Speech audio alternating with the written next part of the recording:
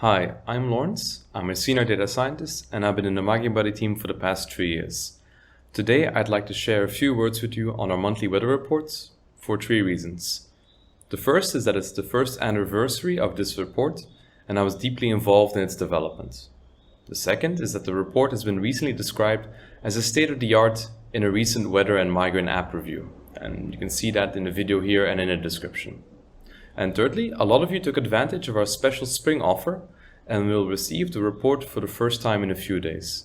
So here are a few tips for you to best use that report.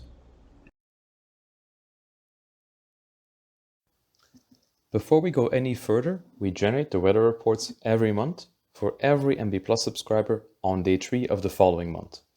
The process takes about 1 day. Reports are sent out by email on day 4.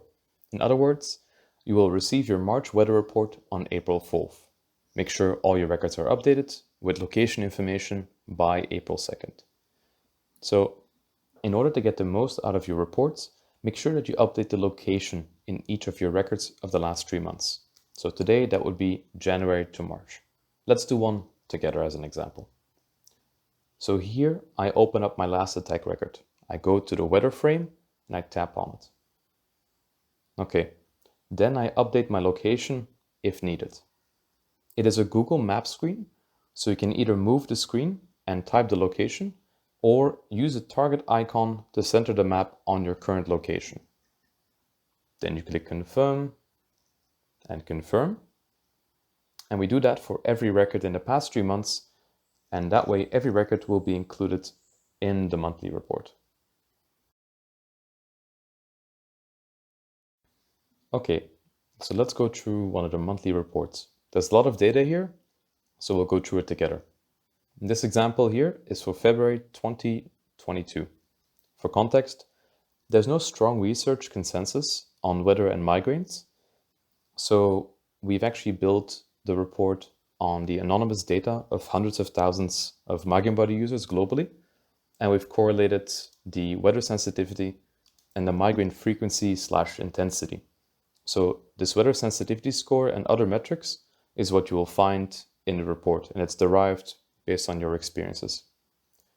So if we look at this example, for me, I was found to be moderately sensitive to weather risk in February 2022, with a weather sensitivity score of 62%.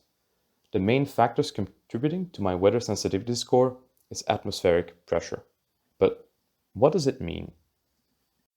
So looking at the 3 circled charts, the pressure variation is probably the main weather factor I should look for when checking the weather forecasts.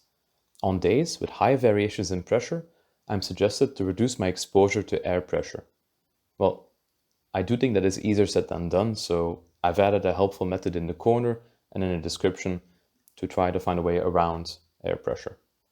Now, the next page lets you evaluate your weather sensitivity for yourself. The calendar shows recorded migraine attacks and the risk of weather causing a migraine attack. The risk of a migraine attack on each day is color-coded, red for highly sensitive, green for not very sensitive. A circled day indicates an attack day.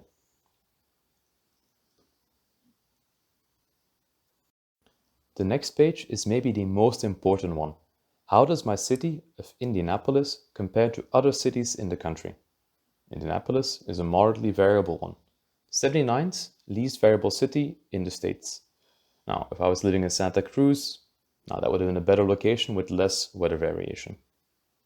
So, how do I compare to other users in my area? And this is so important because we all experience the same weather in this area, but it shows that I am more sensitive than my community on average. So I do know that I need to take special care with the weather in my environment. And finally, we break down weather into 3 key metrics: pressure, humidity, and temperature. Starting with pressure, it shows I'm highly sensitive.